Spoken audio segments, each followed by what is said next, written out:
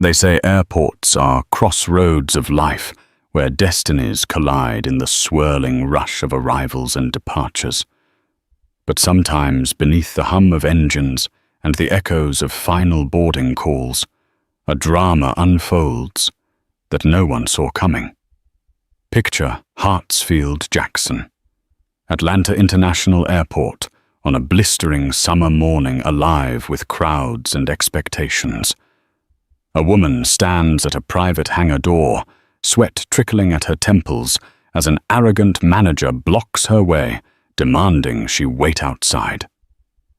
He has no idea who she really is, and in the next explosive moments, he's about to learn too late the magnitude of his mistake.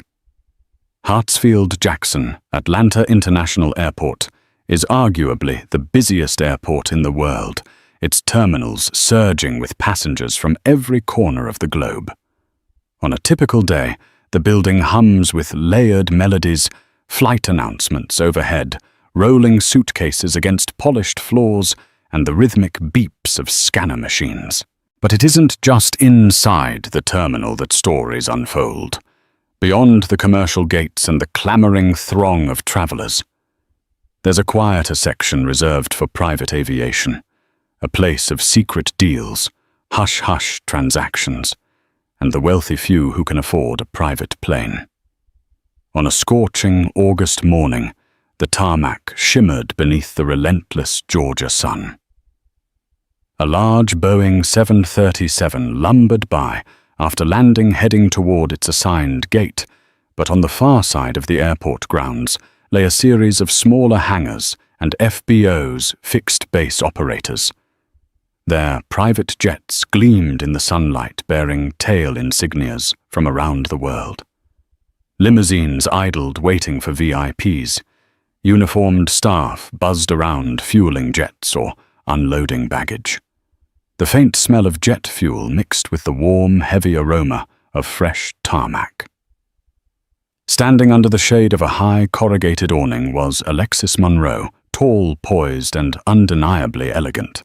She was in her late 30s, with skin the color of smooth mahogany and hair braided back into an intricate crown. Her eyes sparkled with determination and intelligence. Dressed in a fitted navy blue pantsuit that accentuated her long frame, she looked like she belonged on the cover of a business magazine. But this morning her expression was one of restrained impatience. Next to her, rummaging through a sleek leather briefcase, was Trent Bailey, her longtime friend and personal attorney. He adjusted his glasses and pulled out a sheaf of documents. "Just remember," Trent murmured, keeping his voice low. "We have a meeting with the FBO's operations manager in half an hour. If everything checks out, you can finalize the takeover. You'd be the official owner of this entire hangar and all its subleases." A faint smile crept onto Alexis's lips. "I've worked years for this moment," she said quietly. "Sometimes I still can't believe it." "Well, believe it," Trent said with a grin. "You've earned every bit of it." The decision to purchase a private aviation hangar at Hartsfield-Jackson was not made on a whim. Alexis had spent the last decade building a Fortune 500 logistics empire, specializing in cold chain transportation and specialized cargo shipping. Her success had brought wealth connections and influence. Yet she remained grounded by her humble beginnings, a once little girl from a gritty Atlanta neighborhood who had grown up watching planes overhead, dreaming of the day she'd soar beyond the limitations that once confined her.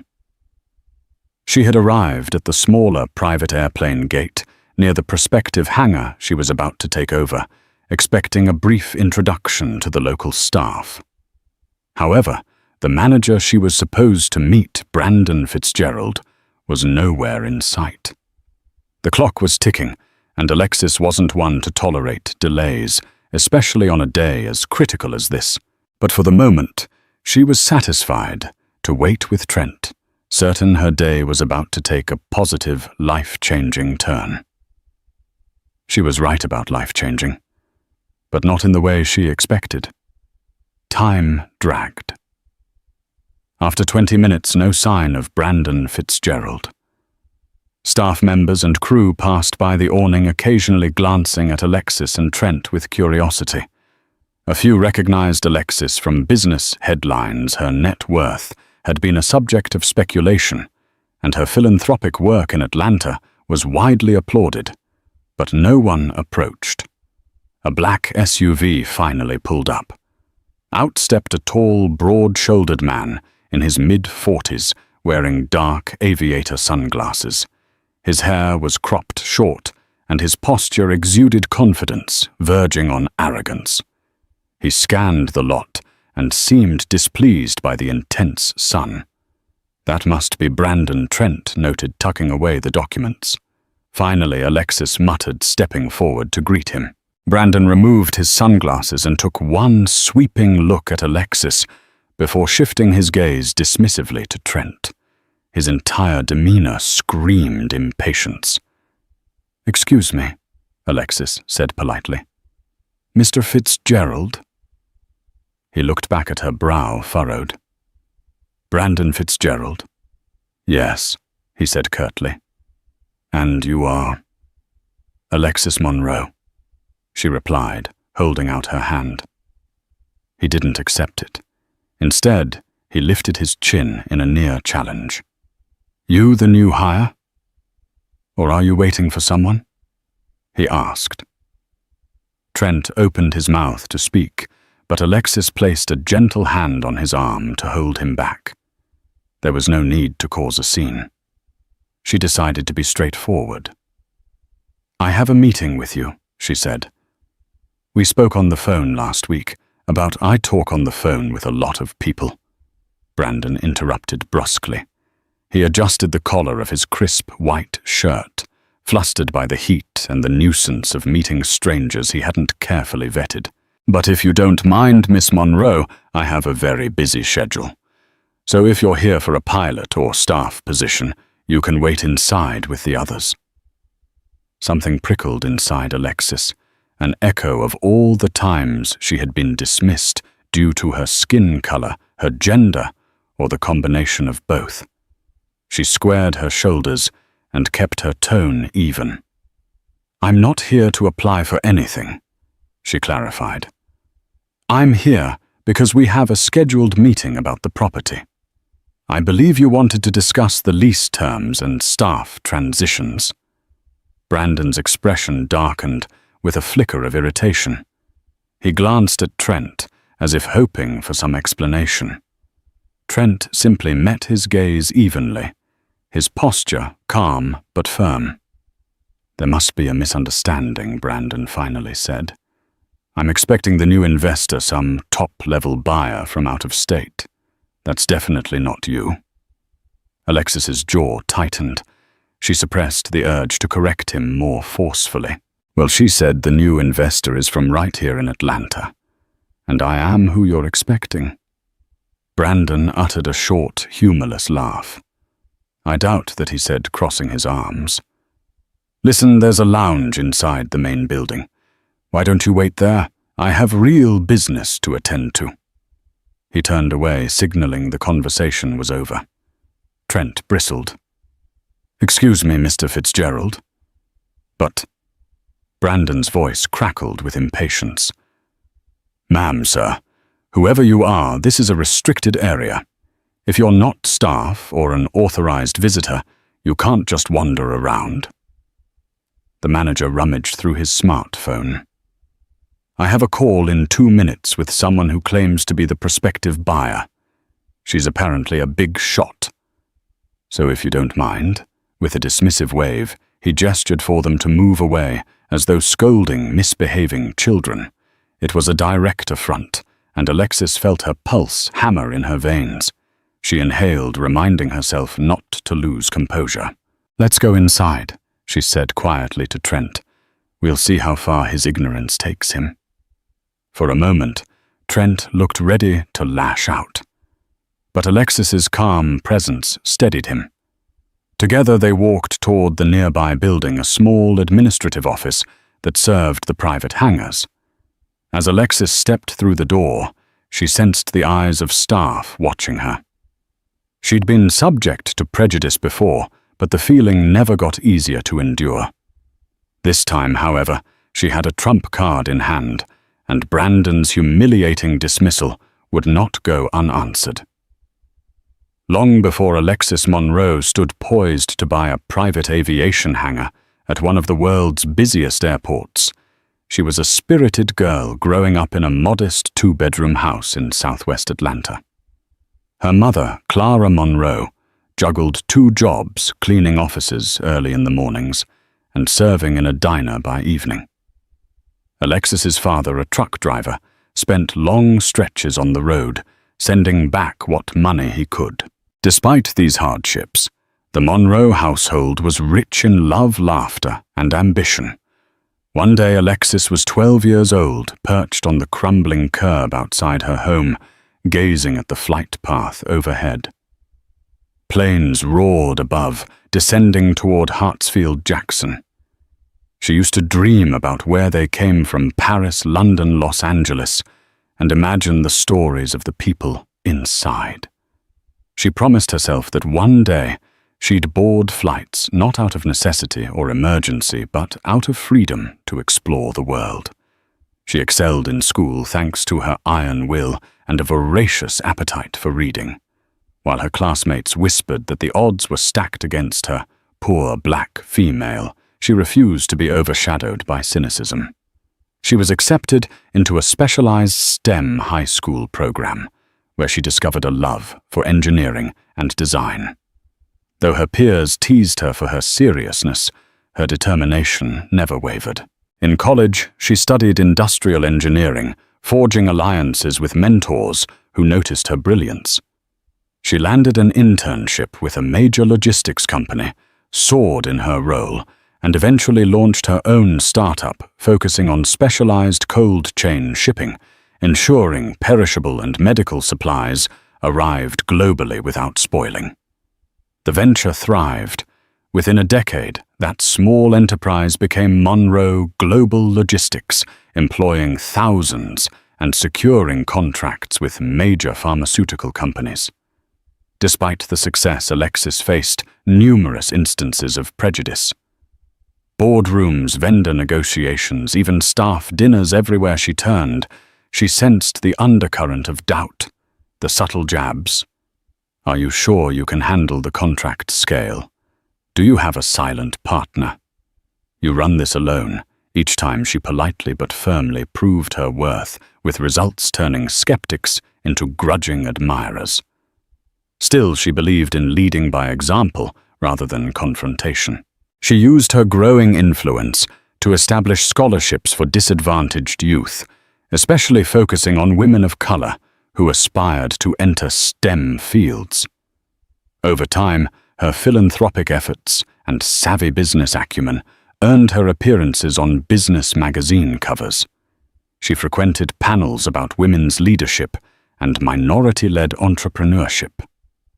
Yet, at her core, she remained the little girl from southwest Atlanta who looked at planes with wonder. Her love for aviation never waned.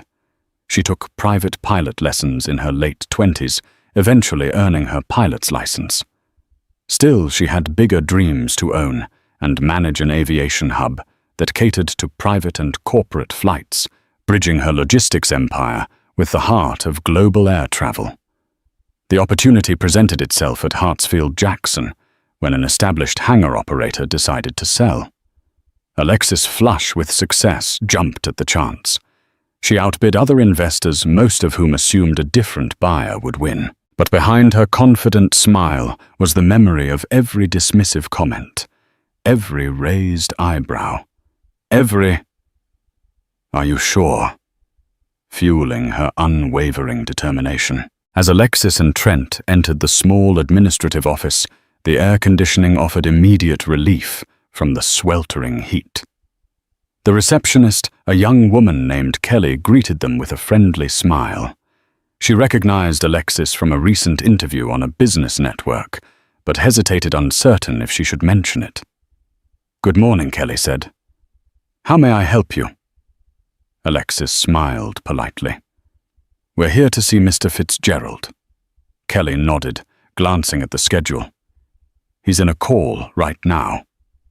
May I ask what this is regarding? Before Alexis could respond, Brandon Fitzgerald himself stormed in, phone still glued to his ear. He ended the call abruptly upon seeing them. You again? He barked. He gave Kelly a pointed look. I told you, Ms. Monroe, the person I'm meeting is scheduled to arrive any minute now. I just spoke with her staff. Trent's lips parted in surprise. He looked at Alexis questioningly. Alexis raised an eyebrow. It seemed Brandon had no clue the staff he spoke to was likely someone from her own company, using the official signatory name A. Monroe Holdings. Perhaps they had referred to her more formally, causing Brandon's confusion. Brandon turned to Kelly. Did Ms. Thompson from A. Monroe Holdings call Kelly checked her computer? Yes, sir. She confirmed Ms. Monroe's arrival. So I believe. He waved Kelly off. Keep me updated, he snapped, and then stared at Alexis and Trent. I'll ask you one last time to wait outside or in the lounge. You're cluttering our administrative area. A flicker of anger shot through Alexis's eyes. She stood her ground. This is an official meeting, Brandon, she said, using his first name. If you would just listen. He grunted. Yeah, we'll see about that.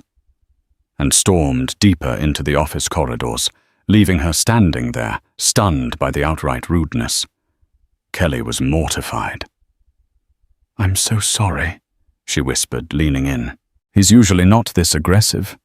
I don't know what got into him. It's quite all right, Alexis said, a gentle but firm edge to her voice. We'll wait here for a little while longer.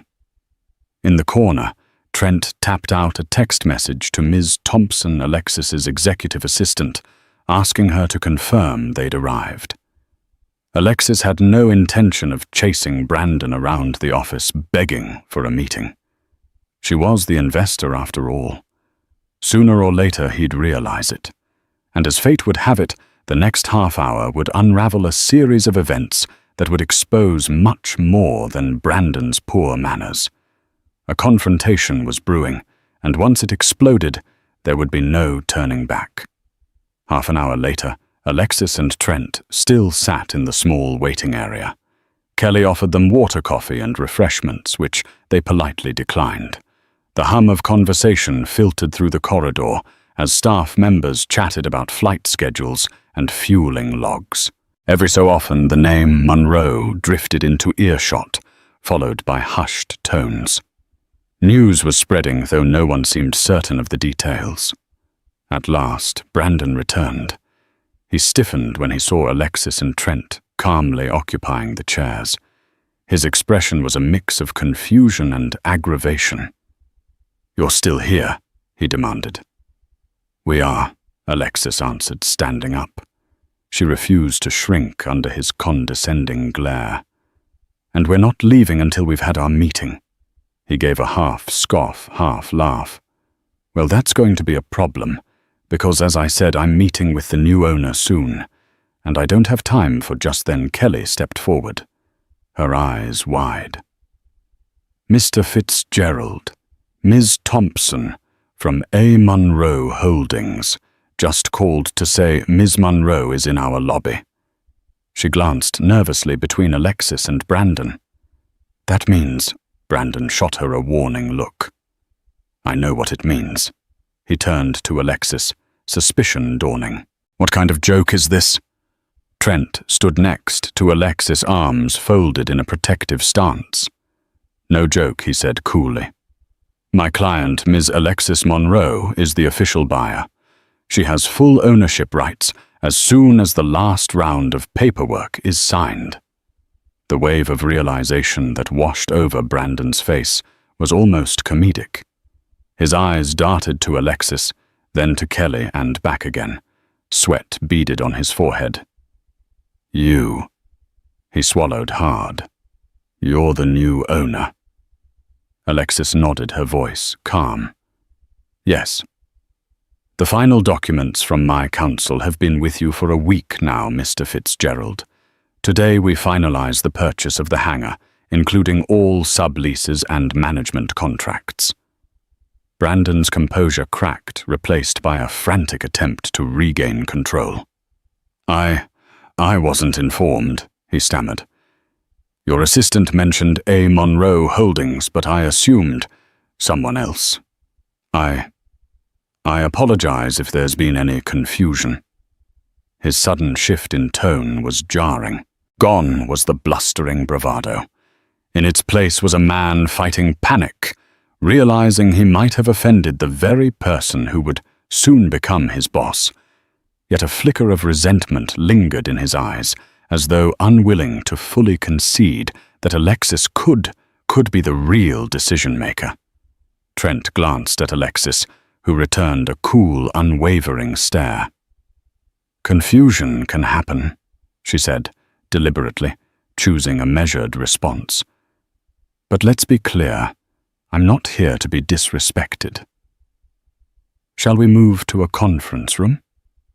Brandon hesitated, glancing around to see if any staff were watching. Kelly had discreetly busied herself with paperwork, though it was obvious she was listening intently. In a muted voice, Brandon nodded. "Of course. Follow me," and led them down the hallway into a modest conference room. Inside the conference room, Alexis took a seat at the head of the table with Trent to her right. Brandon fumbled with a stack of papers, his demeanor painfully awkward as he tried to appear professional. "Shall we begin?" Alexis asked, raising an eyebrow. Brandon cleared his throat, forcing a tight smile. "Yes, Ms. Monroe. I have the documents here. There are a few minor issues to discuss regarding existing staff and certain operational protocols. We can go over those line by line." Trent opened his briefcase, retrieving their own copies. Alexis allowed Brandon to drive the conversation, carefully watching him for signs of sabotage or resentment. The tension crackled in the air like a muted electrical storm. As Brandon rattled off the details about staff rosters, reassignments, and hangar maintenance, Alexis's mind drifted. She couldn't shake the image of him standing outside, dismissing her out of hand, telling her to wait outside as though she were an unwelcome intruder. This was the type of discrimination she had battled her entire life. Even now, as a self-made millionaire with the power to purchase an entire hangar, some people failed to see past her skin color and assumptions. Finally, Brandon paused, tapping a paragraph on his document. "The only critical point here is that staff must be notified at least 30 days before any significant managerial changes. So if you plan to replace me, Ms. Monroe, you'll need to follow that protocol." He said it with a sneer, as though challenging her. Alexis locked eyes with him. "I've made no decisions about staffing changes yet," she said calmly. "My intention is to ensure a smooth transition. Those who do their jobs well have nothing to worry about." Brandon's nostrils flared as he tried to hide his unease. Clearly he was bracing for the worst likely termination. Yet Alexis didn't want a short-sighted move. She believed in fairness, even if Brandon had shown her little respect. Replacing a manager at a busy airport hangar wasn't a trivial task. It demanded someone experienced with complex aviation logistics. "We need to schedule a meeting with all your direct reports tomorrow," Alexis added. "I want to introduce myself and hear any concerns." Brandon tried to keep his voice steady. "That should be fine, Ms. Monroe." Before anyone could say more, Kelly knocked lightly on the door. "Sorry to interrupt," she said, poking her head in. "Ms. Monroe, Ms. Thompson just arrived. She's in the lounge with the notary." "Great," Alexis said, rising to her feet. She shot Brandon a meaningful look. "Let's finalize these documents, Mr. Fitzgerald." He stood as well, though his posture was rigid. Of course. In that moment, Alexis felt a potent mix of relief and lingering frustration. The day she had dreamed of was finally here. She'd own a key piece of infrastructure at her hometown's international airport. Yet the journey of acceptance of commanding the respect she rightfully deserved remained ongoing. And judging by the cold hostility emanating from Brandon Fitzgerald, their relationship would not be an easy one. They moved to the lounge, a stylishly furnished space designed to impress clients with plush chairs and a panoramic view of the runway. On a table near the window stood an array of pens, papers, and a small tray of refreshments. Ms. Thompson, an impeccably organized woman in her 50s, beamed at Alexis. Beside her was a notary public prepared to witness the final signatures. "Everything's set," Ms. Thompson announced. "We just need the signatures from Mr. Fitzgerald and Ms. Munro, and the sale is complete." Brandon's eyes flicked over the documents, and his hand trembled slightly as he signed. He cast furtive glances at Alexis, a swirl of emotions playing across his face: fear, anger, regret, pride. Finally, Alexis added her signature in a calm, unwavering motion. The notary sealed the paperwork. "Congratulations," she said. "You're officially the new owner." A small chorus of claps from Miss Thompson and Trent broke the silence. Alexis felt a surge of triumph, though she kept her outward composure.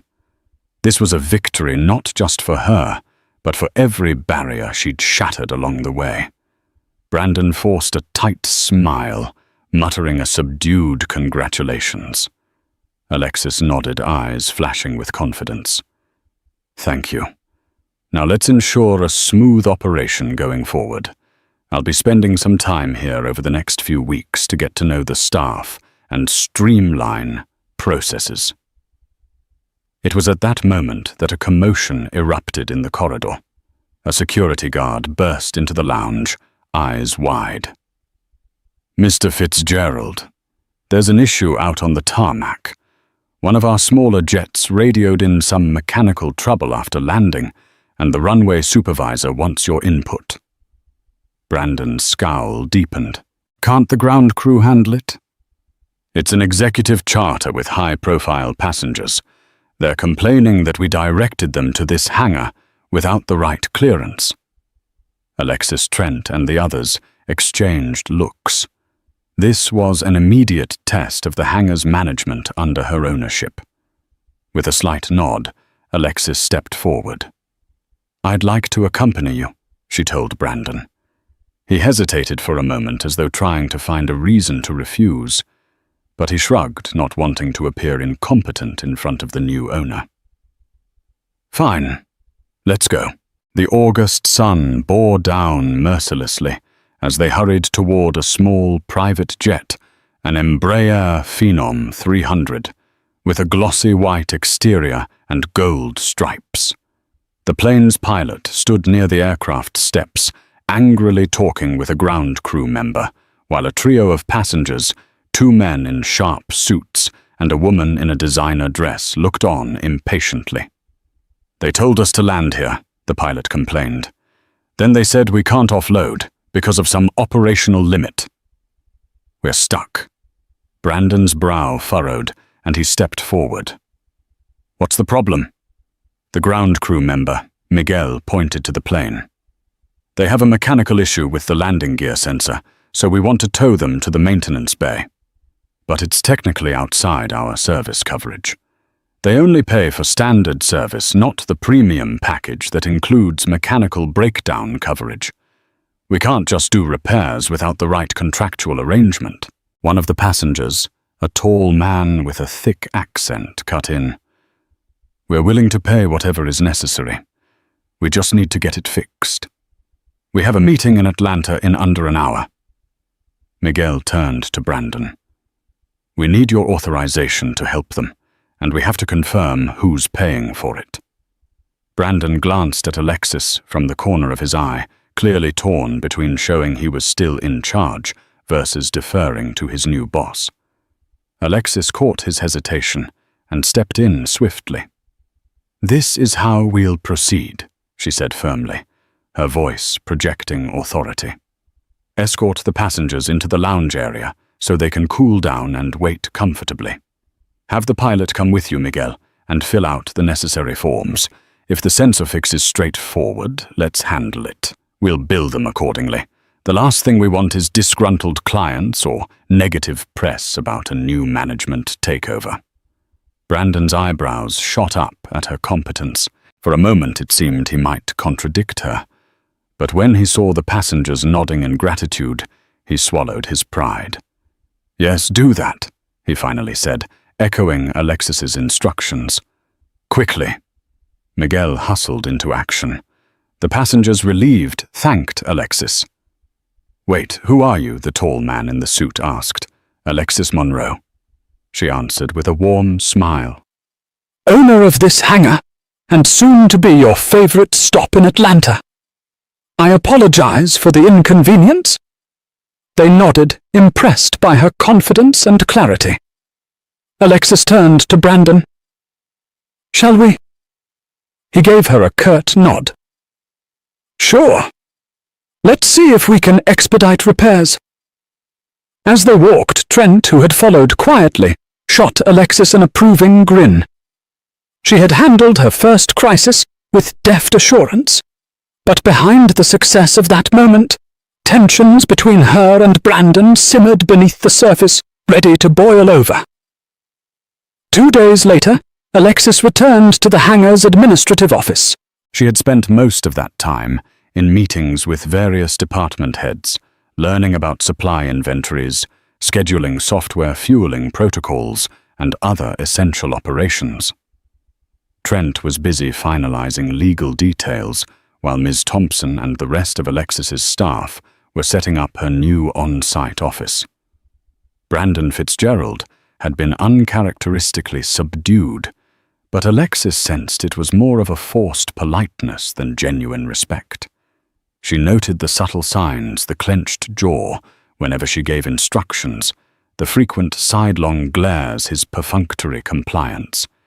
He hadn't apologized for his initial rudeness, nor had he shown genuine enthusiasm for her leadership. Late that afternoon, Alexis decided to review the staff's HR files. She wanted to understand the structure of the workforce, how they were hired, and whether the hangar was operating under fair labor practices. She took a seat in Brandon's office, vacant at the moment, and began scanning the digital files. Half an hour into her review, she stumbled upon something that made her frown, a suspicious pattern of frequent turnover among certain employees in the fueling department. She dug deeper, noticing that employees of color, especially women, had a much shorter average tenure and had left under questionable circumstances. Some indicated they were fired for performance issues that weren't detailed, while others had apparently quit due to personal reasons. A cold knot formed in Alexis's stomach. She was familiar with that code language from her own career. People from marginalized groups often faced harassment, under-the-table discrimination, and eventually left with vague paperwork that masked the real issues. She scrolled through the notes. Employee number 1. Terminated after repeated tardiness. Employee number 2 resigned abruptly after conflict with manager. Employee number 3. No explanation given. File incomplete. Even more striking was the pattern. Each of these individuals had filed at least one informal complaint about a hostile work environment. Yet there was no official record of any follow-up or investigation. The manager signatures for all these files, Brandon Fitzgerald. Rage and sadness churned in Alexis. This was deeper than just a rude first impression. Brandon seemed to be part of a cycle of racial and possibly gender-based bias at the hangar, pushing out employees who didn't fit his narrow comfort zone. She could almost guess the story he used: intimidation, micromanagement, or open hostility, until they either quit or were fired under flimsy pretenses. She was so immersed in the files that she didn't notice Brandon entering the office. "Ms. Monroe," he said stiffly, halting in the doorway. "Looking for something?" Her head snapped up, expression steeled. She exited the HR program and met his gaze. "Yes, actually. I'm familiarizing myself with staff history and noticed a concerning pattern in turnover rates." Brandon visibly tensed. "What about it?" Alexis studied his face. "It seems like there have been multiple complaints about harassment or a hostile work environment, but none appear to have been investigated or resolved." Brandon stiffened further. "Those were trouble employees," he said dismissively. "People who couldn't handle the rigors of aviation work. You know how it is. Some just aren't a good fit." Her eyes narrowed. "I've led successful operations for years. Mr. Fitzgerald and I know the difference between incompetent staff and a toxic work culture. I'm hoping you can explain why none of these concerns were followed up." A flush crept across Brandon's face. "I handled them in-house before they escalated." By firing them, Alexis retorted quietly. He gave a mirthless chuckle. "Look, Ms. Monroe, you might have built a big business, but the aviation field, especially private hangar operations, is different. It demands discipline. If someone doesn't fit, they're out. That's how I maintain standards." His insinuation questioning her experience was crystal clear. Alexis felt her frustration spike. "Discipline is one thing," she said icily. "Discrimination is another. I won't allow toxic practices under my ownership. We'll be conducting a thorough HR audit. I expect full cooperation." Brandon's jaw twitched. "Fine," he ground out. "But you'll see everything was by the book." Alexis rose from the chair, gathering her belongings. "Then you should have nothing to worry about." She brushed past him, fully aware their conflict was now more than personal. It had become an ethical battle over workplace fairness. Later that evening, Alexis called Trent and summarized her findings. He agreed that an external HR consultant should be brought in to investigate. The plan was set in motion. Alexis wouldn't tolerate a manager who marginalized others, especially when she had spent her life fighting those very prejudices. She'd handle him with facts, data, and the undeniable truth. The next week was a whirlwind. An external HR consulting firm arrived, quietly conducted interviews, reviewed files, and made discreet inquiries. Rumors spread through the hangar. Some employees were visibly anxious, while others looked relieved, grateful that someone was finally shining a light on the workplace dynamics. Brandon put on a facade of cooperation, but Alexis caught the seething resentment in his eyes whenever she passed him in the hallway. She had set up a temporary office near the main administrative area, determined to be hands-on until the dust settled. One hot afternoon, Alexis was alone in the staff break room, grabbing a bottle of water from the fridge when Brandon walked in. No one else was around. The air felt thick with unspoken tension. "What are you doing here?" he asked bluntly. She turned, eyebrows raised.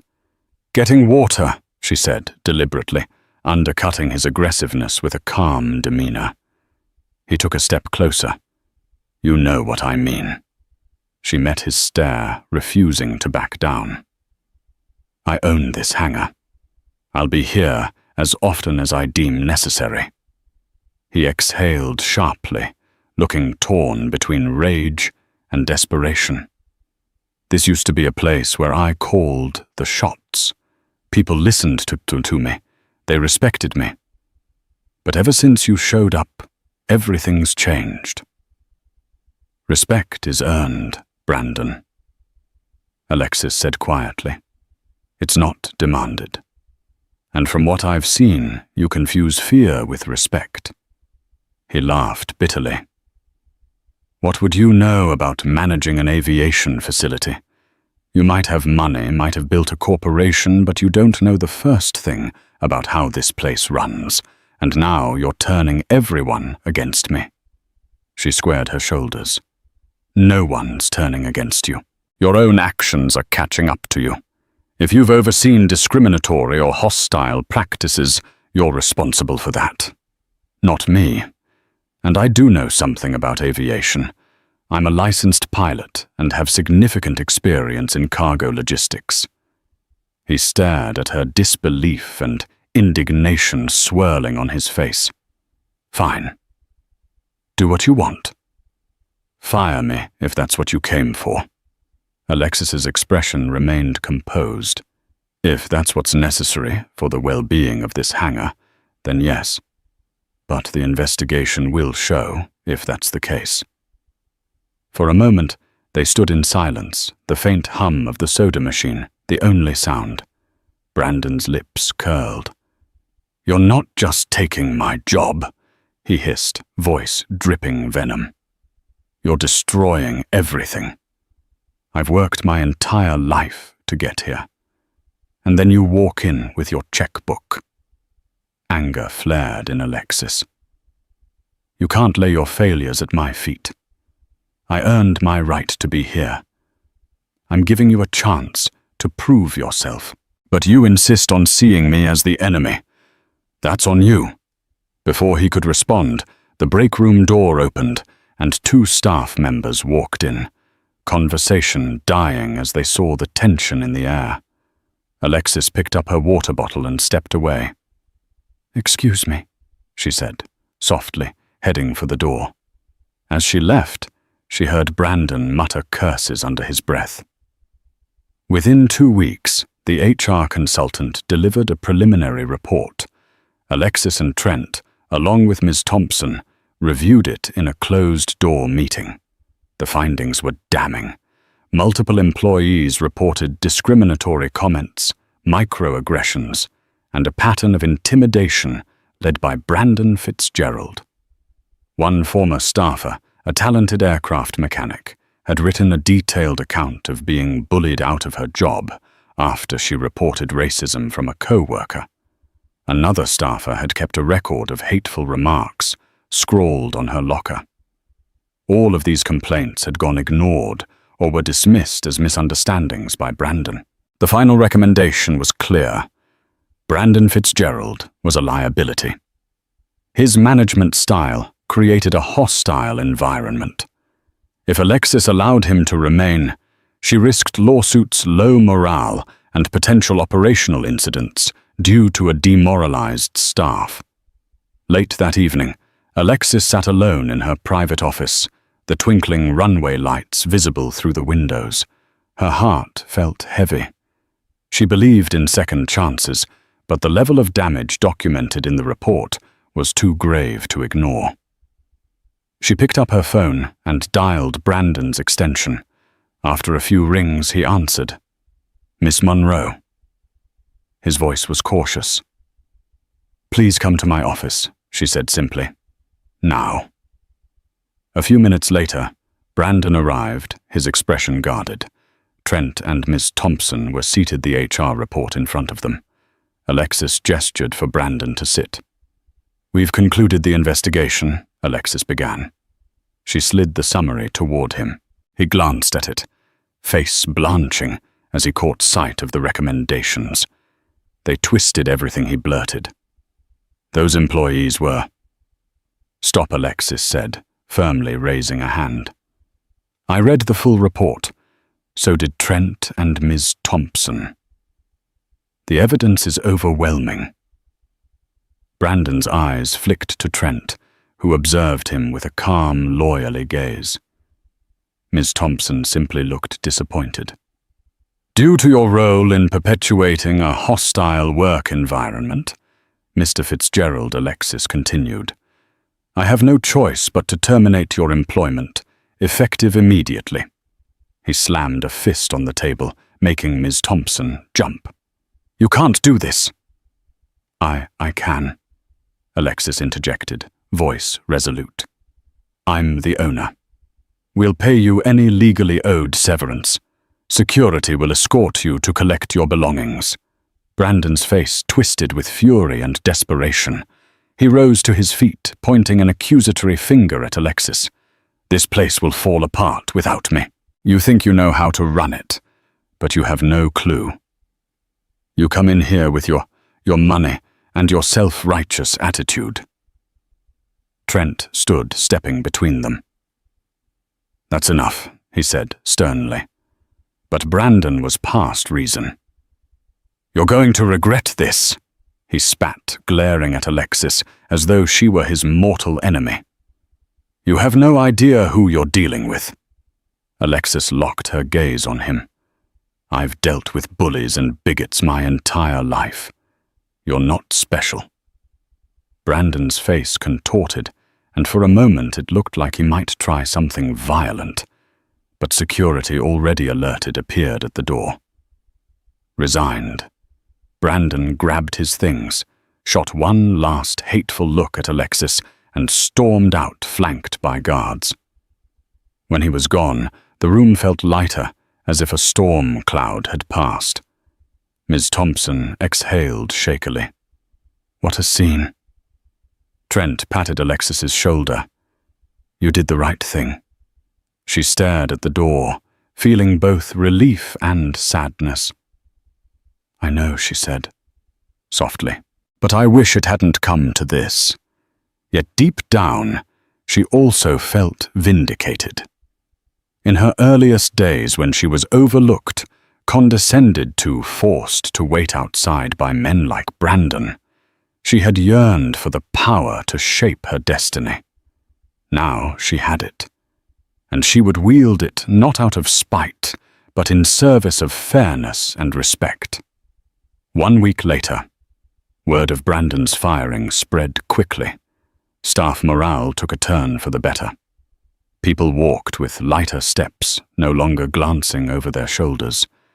Alexis spent time reintroducing herself to employees, ensuring them that she would create a transparent, respectful environment. Several employees, particularly those from marginalized backgrounds, approached her, privately, to share how grateful they were. Some nearly cried, recounting how suffocating the atmosphere had been. Each story, though painful, reinforced Alexis's conviction that letting Brandon go was necessary. In a modest ceremony, Alexis formally announced her new director of operations, Naomi Green, a seasoned aviation expert who not only had the qualifications, but also the empathy to run a workplace that valued everyone. Applause erupted, echoing in the hangar that Alexis now owned. Her journey had not been easy, but the sense of rightness of a place, finally free from a toxic leader, resonated throughout the facility. Just when Alexis Monroe began to feel the hangar settling under her leadership, as if the weight of change was finally being absorbed and accepted, an unexpected storm gathered on the horizon. It started with whispers, muttered comments among staff, an unusual number of calls coming in about price inquiries, and then a sharply worded memo from one of their long-time corporate clients, considering more cost-efficient alternatives nearby. Please advise on any updates to your service structure. Naomi Green. Now the newly appointed Director of Operations was the first to voice the concern. "Something's not right," she told Alexis during their daily briefing. "The drop-off in inquiries, the competitors' pricing, it's too sudden, too strategic. This isn't just normal market competition." Alexis frowned, leaning over the operations table. "You think someone's targeting us?" Naomi nodded grimly. "I think Brandon isn't done." It didn't take long to confirm. Through a trusted industry contact, Alexis learned that a rival aviation firm was rapidly constructing a new private hangar facility just 10 miles outside Atlanta. The twist: it was being spearheaded by an anonymous investor. but paperwork revealed the name B. Fitzgerald listed as a consultant, Brandon Fitzgerald. The same man she had fired for perpetuating a hostile work environment was now working with a shadowy backer from the Northeast, an old money magnate with ties to cutthroat real estate and a grudge against modern corporate ethics. Their plan was clear: launch a rival hangar, undercut Alexis's pricing, and siphon her clients. The betrayal stung not because of Brandon's vendetta, she had expected that, but because he was so willing to sabotage everything, including the safety standards of aviation, just to see her fail. Rather than panic, Alexis got to work. Her first move was outreach. She personally called every top-tier client, not delegating the task to assistants or managers. "I want you to hear this from me," she told them. "We are aware of new competitors, but we don't cut corners and we don't gamble with safety. Our standards remain sky-high, and so does our dedication to you." The sincerity of her words, combined with her reputation for transparency and excellence, reassured many clients. Still, some smaller accounts began to trickle toward the rival. After all, cheap fuel and maintenance held appeal until something went wrong. And it did. Less than a month after Brandon's rival hangar opened, an incident shook the aviation community. A mid-sized private jet had to make an emergency landing after suffering engine failure caused by faulty maintenance. The mechanic assigned to the jet had neither the certifications nor the hours logged to handle that class of aircraft. A client was nearly killed, and lawsuits erupted overnight. The press descended like vultures. Cut-rate hangar. Nearly causes disaster, screamed the Atlanta Journal-Constitution. Photos of the scorched runway circled social media, along with angry statements from former clients. Meanwhile, at Alexis's hangar, calm reigned. That same afternoon, reporters showed up outside her facility gates, begging for a comment. Alexis could have gloated. She could have said, "This is what happens when you follow a bitter man off a cliff." But she didn't. Instead, she gave a brief press statement that went viral for all the right reasons. "We are deeply saddened to hear about the incident. Our thoughts are with the crew and passengers involved. If there's anything we can do to help, resources, technical assistance, even temporary housing for displaced flights, we're here. Aviation is about trust, and every facility has a responsibility to honor that." Her calm compassion stood in stark contrast to the chaos Brandon's team had unleashed. One by one, clients who had left began calling back. Some apologized, others booked immediately. Her reputation wasn't just intact, it was now bulletproof. A week later, Naomi entered her office holding a printout. "You'll want to see this." It was a formal shutdown notice for Brandon's hangar. The FAA had issued multiple citations. The financial backer pulled out. Brandon, humiliated and drowning in legal threats, had vanished from public view. A few anonymous posts on aviation forums hinted at him blaming a certain woman for everything, but no one took them seriously. Alexis sat back in her chair, exhaling slowly. She wasn't vindictive, but the poetic symmetry wasn't lost on her. A man who once told her to wait outside had built a house of glass and then hurled rocks from within. Later that evening, as she stood alone on the balcony of her new executive suite, the city lights of Atlanta sparkling in the distance, Alexis reflected on what it all meant. This had never been just about buying a hangar. It was about transforming an industry, one that too often whispered behind closed doors rather than spoke truth in the open. One that underestimated people like her. Naomi stepped beside her with 2 glasses of ginger ale. "To staying in the sky," she said, raising her glass. Alexis smiled, and never letting the ground pull you back. Their glasses clinked beneath the roar of an incoming jet, overhead a sound Alexis would never stop loving. She had survived the test. No, she had flown through it, and the sky was still hers. With Brandon Fitzgerald disgraced and the rival hangar operation collapsing under the weight of its own negligence, peace finally returned to Alexis Monroe's world, or at least a version of it. But even in victory, Alexis understood something few people ever learn, that triumph isn't always loud. Sometimes it's quiet. Sometimes it walks on soft feet, looks you in the mirror, and simply nods. The hangar now thrived. Corporate jets rolled in daily transporting executives, entertainers, dignitaries. The lounge bustled with travelers, the once tense air replaced with laughter conversations and the low hum of productivity. Staff who had once walked on eggshells now strode with purpose. There were new hires, many of whom had been overlooked elsewhere, and returning faces who had previously fled Brandon's toxic rule. The air of tension that used to cloud the facility had lifted as if someone had finally opened the windows after a long, stifling storm. And Alexis. She remained at the heart of it all, not just as the owner, but as a visible, steady leader. On one particular morning, nearly 2 months after her first standoff on the tarmac, Alexis stood in almost the same spot. The Georgia sun beamed overhead, but instead of feeling oppressive, it felt like a spotlight shining on all she had built. Staff passed by, greeting her warmly. "Morning, Ms. Monroe. Thanks for backing us.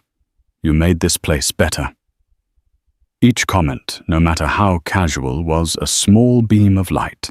Each smile was a reminder that leadership wasn't just about decisions and capital.